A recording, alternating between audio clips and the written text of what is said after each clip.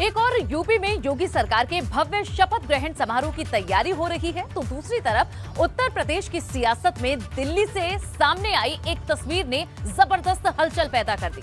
चाचा रामगोपाल के साथ अखिलेश यादव संसद भवन पहुंचे और लोकसभा स्पीकर को अपना इस्तीफा सौंप दिया। अखिलेश यादव के फैसले से ये साफ हो गया है कि वो अब यूपी में पार्टी की साख को दोबारा वापस पाने के लिए नई रणनीति पर काम करने का मन बना चुके हैं। क्या है उनकी ये रणनीति, देखिए इस खास रिपोर्ट में।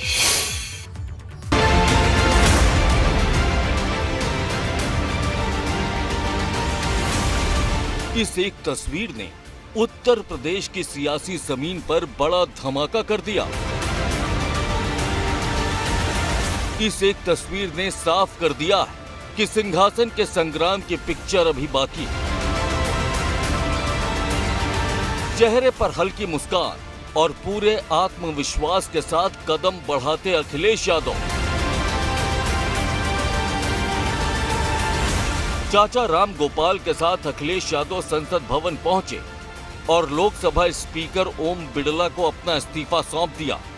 मैं अखिलेश यादव जो लोकसभा का सदस्य निर्वाचित हुआ हूं, ईश्वर की शपथ लेता हूं कि मैं विधि द्वारा स्थापित भारत के संविधान के प्रति सच्ची श्रद्धा और निष्ठा रखूंगा। मैं भारत की प्रभुता और अखंडता अक्षुण्ण रखूंगा तथा जिस पद को मैं ग्रहण करने वाला हूं, उसके कर्तव्यों का श्रद्धापूर्वक निर्वहन करूंगा। यानी आजमगढ़ से सांसदी छोड़ अखिलेश यादव करहल से विधायक बने रहेंगे। अखिलेश के साथ साथ आजम खान ने भी लोकसभा सदस्यता से इस्तीफा देकर विधानसभा में डेरा जमाने का फैसला किया है। अखिलेश यादव और आजम खान दोनों के ही पास अभी करीब 6 महीने का वक्त था। दरअसल विधायक चुने जाने के बाद दोनों को ही 6 महीने के अंदर लोकसभा या विधानसभा की सदस्यता में से किसी एक को चुनने का फैसला लेना था, लेकिन अखिलेश और आजम ने इसमें देरी नहीं की। मतलब बिल्कुल साफ है, अखिलेश की साइकिल दिल्ली की जगह पूरी तरह से उत्तर प्रदेश में पकड़ मजबूत करेगी। यूपी की सियासत में अखिलेश यादव के सामने एक चुनौती ये भी थी कि बतौर सांसद उनका ज्यादातर वक्त दिल्ली में गुजरता। ऐसे में विरोधी भी कहते हैं कि उत्तर प्रदेश में अखिलेश यादव फोकस नहीं कर रहे हैं।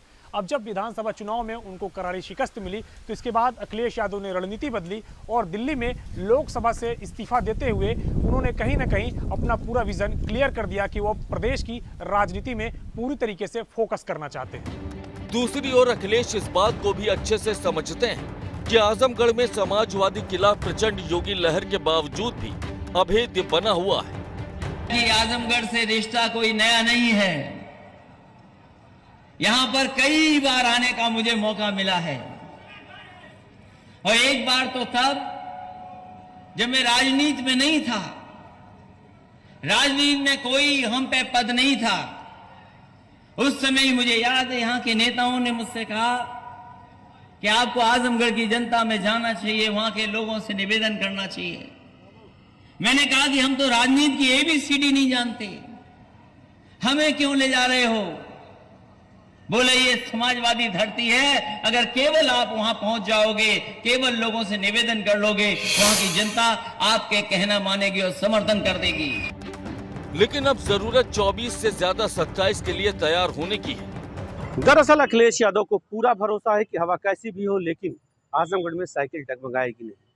यानी इस्तीफे के बाद भले ही आजमगढ़ में उपचुनाव हो तो भी जीत समाजवादी पार्टी की होगी। दरअसल इस भरोसे को अगर हम विधानसभा चुनाव के नतीजे से देखते हैं तो आजमगढ़ की 10 में से 10 विधानसभा सीटों में समाजवादी पार्टी ने अपना परचम फहराया है। वहीं रामपुर की 5 सीटों में 3 सीटों पर ही समाजवादी पार्टी चुनाव जीत सकती है। हालांकि दूसरी बार विजय का ऐतिहासिक परचम लहराने वाली भारतीय जनता पार्टी इसे 24 के युद्ध से पहले आत्मसमर्पण बता रही है। आजमगढ़ संसदीय सीट से अखिलेश यादव का इस्तीफा समाजवादी पार्टी का 2024 के लोकसभा चुनाव में हार की स्वीकृति है। 2024 में आदरणीय प्रधानमंत्री नरेंद्र मोदी जी के नेतृत्व में प्रचंड बहुमत की सरकार बनेगी। इस बात का आभास अखिलेश यादव को हो चुका है। एक और हार से बचने के लिए संसदीय सीट से अखिलेश यादव ने इस्तीफा दे दिया है। लेकिन अखिलेश यादव के त्याग पत्र का पूरा सच क्या है? वो 4 बड़ी वजह जिनके चलते दिल्ली छूटा और लखनऊ में गड़ा फूटा, बताएंगे आपको। जानने के लिए बने रहिए हमारे साथ। Bureau report, ABP Ganga.